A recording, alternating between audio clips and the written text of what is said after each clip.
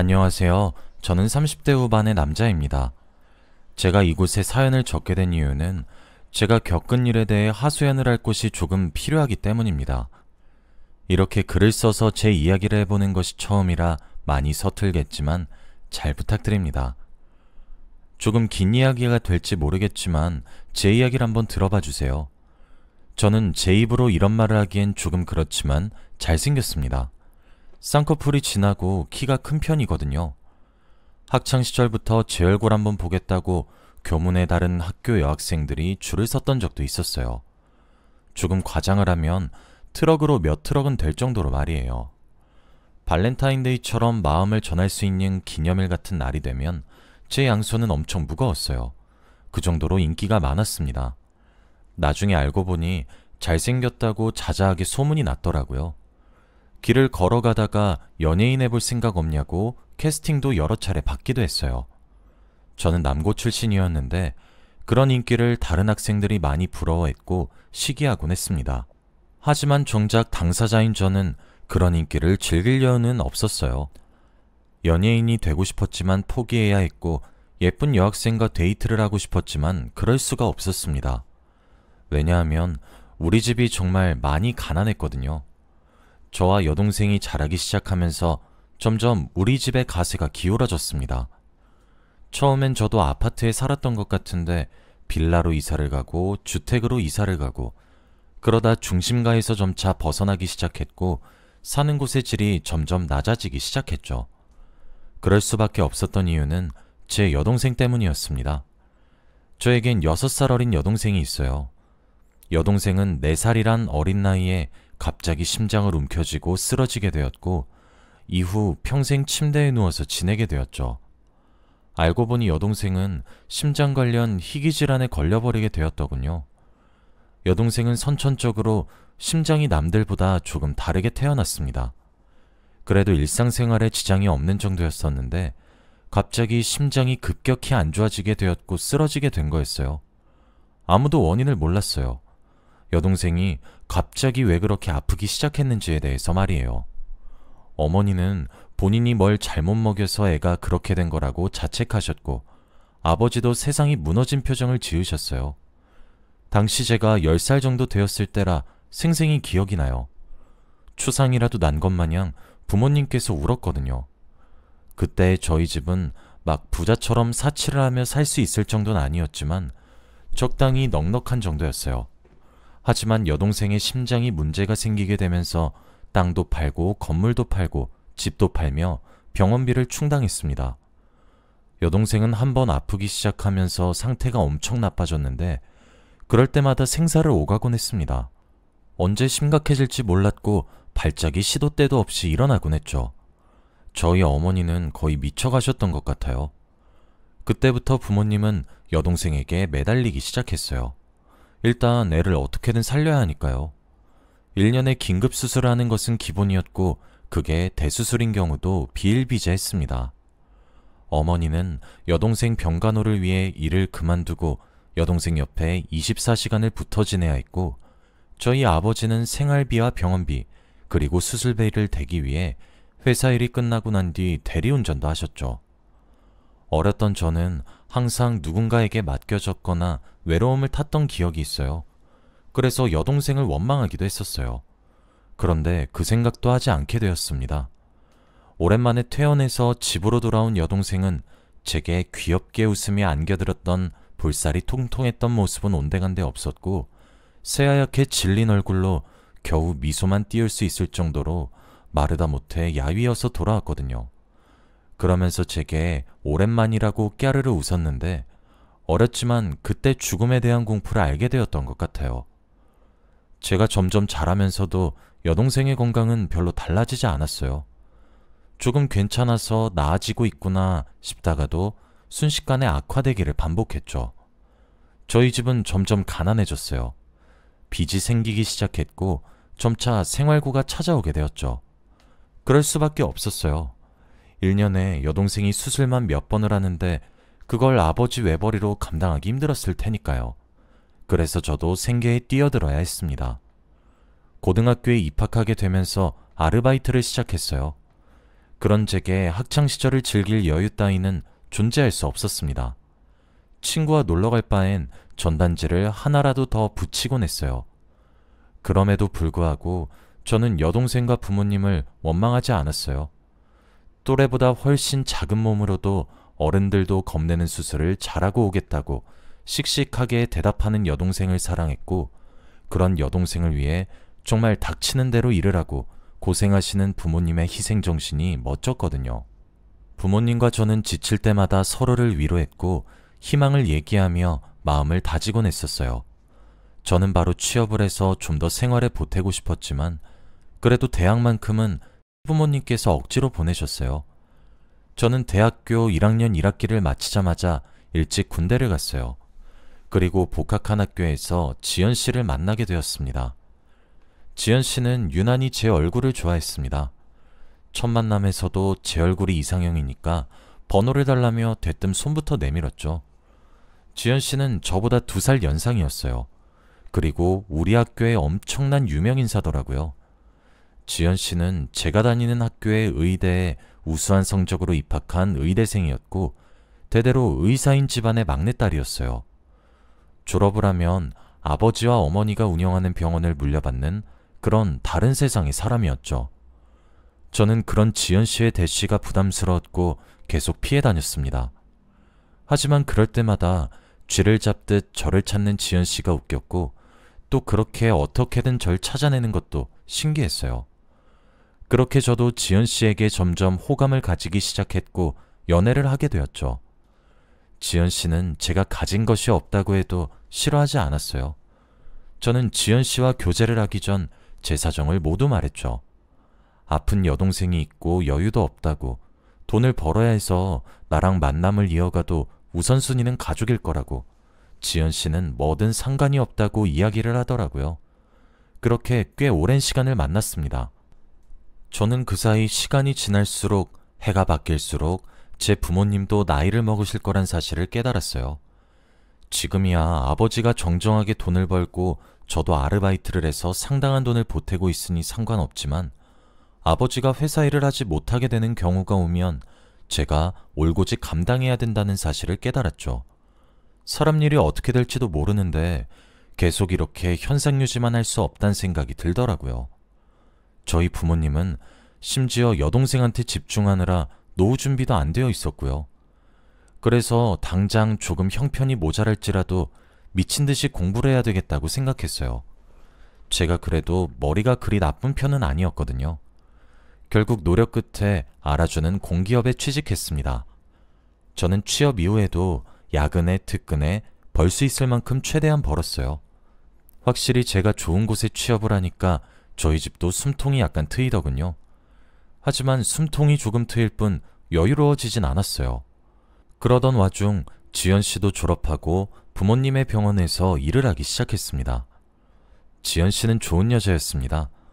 제가 가난해도 이해해 주었고 저를 끝까지 응원해 주었거든요. 가끔 제가 가족에게 집중해서 종종 서운해하긴 했지만 그래도 절 많이 사랑해 주었어요. 제가 많이 부족해서 좋은 것 하나 사주지 못했어요. 저보다 가진 것이 많았던 지연 씨가 제게 사주기만 했었죠. 항상 받기만 해서 너무 미안했습니다. 어딜 가도 대접받으면서 공주처럼 살 텐데 가진 거 없는 저를 만나 고생만 하는 것 같아서요. 그러던 어느 날이었죠. 지연 씨가 제게 프러포즈를 하더군요. 결혼하고 싶다고 말이에요. 당연히 저도 좋은 여자인 지연 씨를 사랑했기 때문에 결혼이 하고 싶었습니다. 하지만 저도 염치가 있죠. 한쪽이 기운 것도 아니고 폭삭 내려앉은 수준의 결혼은 지연 씨가 불행하기만 할 것 같았어요. 엉엉 울면서 미안하다고 거절했어요. 하지만 지연 씨는 끝까지 제가 들고 있는 짐을 같이 들어주겠다고 하더라고요. 함께 짐을 나누자고 하면서요. 그 말에 염치 없이 그러자고 고개를 끄덕였습니다. 제 예상과 달리 지연 씨네 부모님은 절 거세게 반대하지 않았어요. 지금 생각해보니 지연 씨가 귀하게 얻은 늦둥이의 막내딸이라서 그런지 지연 씨 고집을 못 이겼던 것 같아요. 대신 제게 내민 조건은 하나였습니다. 처가살이를 할 것. 저는 이렇게 흔쾌히 제 결혼을 찬성해주신 처가댁 사람들이 너무 감사해서 당연히 오케이 했어요. 그렇게 결혼을 하고 지연 씨와 부부가 되었고 처가살이가 시작되었죠. 그리고 정말 지옥 같았습니다. 사람을 무시하는 건 일상이었어요. 배운 사람들이라 그런지 정말 우아하게 사람의 자존심을 자근자근 밟으시더라고요. 지연 씨 모르게 말이에요. 그런데 너무 슬펐던 건 그 사람들이 비난 어린 어조로 제게 독하게 쏘아붙였던 말이 전부 맞았단 거예요. 제가 가진 것이 있는 것도 아니었고 대단한 직업을 가진 것도 아니었고 돈을 잘 버는 것도 아니었죠. 심지어 결혼하고 난 뒤 지연 씨가 따로 여동생 병원비를 도와주고 있으니 염치 없다고 손가락질을 받아도 제가 할 말이 없더라고요. 저 같아도 귀하게 키운 막내딸, 저처럼 쥐뿔도 없는 남자한테 시집 가겠다고 하면 화가 날 것 같아서 그래서 아무런 대꾸도 못했어요. 그래도 이 집에서 지연 씨만큼은 제 편이어서 견딜 수 있었어요. 그런데 그것도 얼마 가지 않더라고요. 결혼한 지 한 3년 정도가 되던 해부터 지연 씨가 조금 겉돌기 시작했습니다. 점점 제가 어떠한 신호를 느꼈던 것 같기도 해요. 저를 사랑한다고 했던 몇 년 전과 달리 제게 싸늘하게 대하는 지연 씨를 느꼈거든요. 처음엔 예민한가 싶기도 했고 제가 뭘 잘못한 줄 알았어요. 저는 결혼하고 나서 지연 씨에게 최선을 다하며 살아서 뭐가 잘못된 것인지 몰랐죠. 그런데 지연 씨의 태도는 제가 문제가 아니더군요. 며칠 뒤에 지연 씨가 자는 사이에 본 휴대폰으로 사실을 알게 되었습니다. 지연 씨가 외도를 하고 있다는 사실을 말이에요. 상대는 동료 의사였어요. 그런데 따지고 들지를 못하겠더라고요. 외도 상대보다 제가 뭐 하나 나은 점이 없다는 사실에 기가 죽어서요. 그렇게 가슴에 묻고 아무것도 모르는 척하면서 지냈습니다. 지나가는 바람이겠지 하고 애써 아무렇지 않게 넘기려고 했었어요. 그렇게 1년이 지났습니다. 여동생이 위독해졌어요. 이제껏 생사의 고비를 넘기지 않았던 적은 단 한 번도 없었지만 이번엔 정말 심각했죠. 마음의 준비를 하시라는 의사 선생님의 말씀에 제정신을 차릴 수가 없었어요. 그때 여동생이 숨을 헐떡이며 제게 손짓을 하더라고요. 곁으로 다가가니 제 손을 꼭 잡아주며 이야기를 했어요. 오빠, 미안해. 내가 아파서 다들 희생만 하게 해서 너무 미안해. 항상 발목 잡아서 미안해. 나 다들 얼마나 힘든지 알고 있어. 나 때문에 많이 힘든 것도 알고 있어.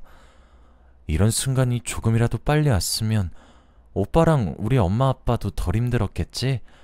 항상 피해만 주는 동생이어서 매번 미안했어. 오빠 하고 싶은 것도 못하게 된 것도 나 때문이라 미안했어. 이제 오빠가 하고 싶은 대로, 살고 싶은 대로 살아. 바보같이 왜 그런 말을 하냐고 바락바락 소리를 질러도 여동생은 희미하게 웃을 뿐이었어요. 끝까지 부탁만 하고 가서 미안해. 난 정말 폐만 끼치는 것 같아. 내가 없어도 오빠가 우리 엄마 아빠 잘 챙겨줘. 알았지? 내가 많이 사랑하는 것도 알지? 여동생은 그 말을 끝으로 결국 그날 밤을 넘기지 못하고 생을 달리했습니다. 제정신을 유지하는 게 사실 참 힘들었어요. 그런데 그때 저희 동생을 참 오랜 시간 동안 담당해 주셨던 간호사님이 조문을 오셨더군요. 그러면서 제게 조심스럽게 다가와 이야기를 하나 해주는데 너무 충격적이더군요. 저는 사실 여동생이 그런 생각하고 있다는 사실에 많이 놀랬었어요. 물론 저도 어렸던 나이에는 여동생이 부담이라고 생각한 적이 있었지만 커가면서 당연하다고 생각했지 단 한 번도 여동생 때문에 포기한다거나 이런 생각은 한 적이 없는데 어째서 저런 말을 하나 의아하기도 했죠. 간호사의 말에 의하면 지연 씨가 여동생이 생을 달리하기 일주일 전에 찾아왔다고 합니다. 찾아와서 이렇게 말했대요. 아가씨 언제 죽어요? 아가씨는 염치도 없어요? 당신네 오빠 나한테 설설 기잖아. 너 병원비 때문에. 무슨 양반집에 팔려온 기생도 아니고. 아가씨 밑에 들어가는 병원비가 1년에 몇 천만 원은 우스워. 알고는 있어? 밑 빠진 독에 물을 부어도 이보다 보람찰 것 같은데 말이야. 너 때문에 내가 바람을 펴도 그걸 알면서 이혼하자 말 못하는 꼴을 네가 보면 얼마나 죄책감을 느낄까? 아주 남매가 쌍으로 남의 집안 등골을 빨아먹고 있는데 진짜 너희 가족은 무슨 기생충이니? 적당히가 없어? 그 말에 여동생은 지금 무슨 소리냐고 화를 발칵 냈다고 합니다. 하지만 소용이 없었대요. 사실 나 지금 만나고 있는 사람 나랑 비슷한 환경에서 자란 남자야. 그 사람 아이 가졌고 그래서 나는 네 오빠한테 이혼하자고 이야기할 생각이야. 아마 네 병원비 몫으로 얼마 챙겨준다 그럼 좋다고 이혼 안 하겠니? 너희 가족 돈 없잖아. 라고 말을 하며 지연 씨는 깔깔 웃으면서 누워만 있는 여동생을 조롱했다더군요. 심장이 아파서 그런지 여동생에게는 스트레스가 정말 치명적입니다. 지연 씨의 방문 이후로 여동생의 몸 상태는 갈수록 쇠약해져 갔고 결국 생을 달리하게 된 것이었어요. 어쩐지 죽는 순간까지 미안함으로 가득 찬 여동생의 얼굴이 이상하다 했더니 지연 씨가 입방정을 떨었더군요. 분노를 걷잡을 수가 없었어요. 저는 지연 씨의 외도를 참았던 것은 지연 씨의 재산 때문이 아니라 지연 씨가 다시 제게 돌아오겠지 싶었고 여전히 정말 사랑하고 있기 때문에 기다렸던 거였어요. 지연 씨 스스로가 그만두는 것을요. 그런데 뒤에서는 제 여동생에게 몹쓸 말을 하는 걸로도 모자라 남의 남자아이를 임신까지 해왔다는 말에 화가 미친 듯이 나더군요. 그제서야 장례식장을 둘러보니 제 여동생이 죽었다는 사실을 다 알면서 처가댁 식구 한 사람도 오지 않았더군요. 하지만 그 와중에 지연 씨는 절은 하지 않았지만 부조금을 넣고 갔더군요. 저 모르게요. 눈을 감는 순간까지 죄책감 따위와 같은 감정을 겪게 해서 여동생에게 너무너무 미안했어요. 그리고 하고 싶은 대로, 살고 싶은 대로 살아달라는 여동생의 유언을 들어주고 싶었죠. 처음엔 복수를 하려고 했습니다. 하지만 몇 날 밤을 고민한 끝에 저는 결정을 바꿨습니다. 그냥 지연 씨에게 이혼을 요구하기로 했어요. 복수를 하기엔 제가 너무 많은 일을 겪어 많이 지친 상태였어요.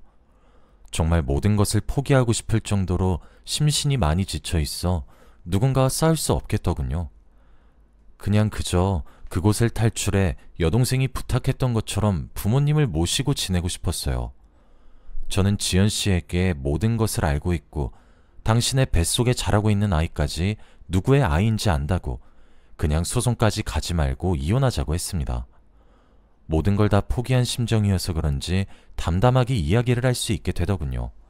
그리고 고맙다고도 했어요. 여동생에게 못된 말을 한 것도 맞는 말이지만 여동생의 생명줄을 최대한 늘려준 것이 지연 씨였으니까요. 그런 저를 보며 지연 씨가 미안하다고 조용히 이야기를 하더군요. 홧김에 정말 홧김으로 여동생에게 그런 말을 하고 돌아왔는데 자신 때문에 그렇게 된 것 같아 마음이 너무 무겁고 죄책감 때문에 힘들다면서 제게 조용히 사과를 건넸어요. 끄끄거리며 우는 지연 씨를 보니 태교에 안 좋겠다 싶기도 했어요. 지연 씨와 결혼하고 나서 우리 집안의 경제적 지원을 많이 받은 것은 사실이었으니 이왕 헤어지는 거 잘 살라고 말해주고 싶었습니다. 그냥 훌훌 털어버리고 싶었거든요. 지연 씨는 이혼해줘서 고맙다고 했고 우린 조용히 협의이혼을 했습니다. 몇 년이나 살을 부대끼며 살았는데 이혼하는 데는 몇 달도 채 걸리지 않더군요. 지연 씨는 제게 15억의 위자료를 주었어요. 받지 않겠다고 했지만 그간 절 상처 주고 제 가족에게 상처 주고 끝끝내 여동생에게 상처 준 것이 미안하다고 속죄의 값으로는 부족하겠지만 받아달라고 하기에 받았습니다. 그 돈으로 저는 저희 집에 있는 빚을 전부 해결했고 그러고도 돈이 몇 억이 남아 작은 빌라를 하나 매입해서 부모님을 모시면서 셋이서 함께 지내고 있어요. 저희 가족은 생각보다 잘 지냅니다. 어머니는 소일거리를 하나씩 얻어와서 일을 하기 시작하고 아버지는 곧 퇴직을 앞두고 계십니다. 여동생의 빈자리가 무척이나 크지만 오랜 기간 동안 저희 가족들도 조금씩 이별을 준비해와서 그런지 다들 씩씩하게 이겨내려고 하고 있어요. 지연 씨는 제게 많은 상처를 줬지만 참 고마웠던 것들이 많아 쉽게 미워하기도 힘드네요. 너무 기우는 결혼이어서 그런지 안 좋은 결말이 당연한 것 같기도 하고 참 마음 한켠이 싱숭생숭하네요. 지금은 저도 만나는 여자가 있습니다. 지연 씨와 헤어지고 몇 년이 지나 알게 된 여자인데 수수한 사람이에요. 저와 비슷한 수준의 연봉을 받고 비슷한 씀씀이를 가진 여자거든요. 눈치 보지 않는 것이 참 편한 것 같기도 하네요. 아마 이 여자와 재혼을 하게 될 것 같아요. 저와 잘 맞기도 하고 제가 겪었던 일을 따뜻하게 위로해준 사람이거든요. 이제 저도 편안한 삶을 살 수 있을 거란 생각이 요즘 들기 시작합니다. 하늘에 있는 여동생의 제 선택을 보며 기뻐해줬으면 좋겠네요. 여기까지가 제 이야기였습니다. 긴 이야기 들어주셔서 감사합니다.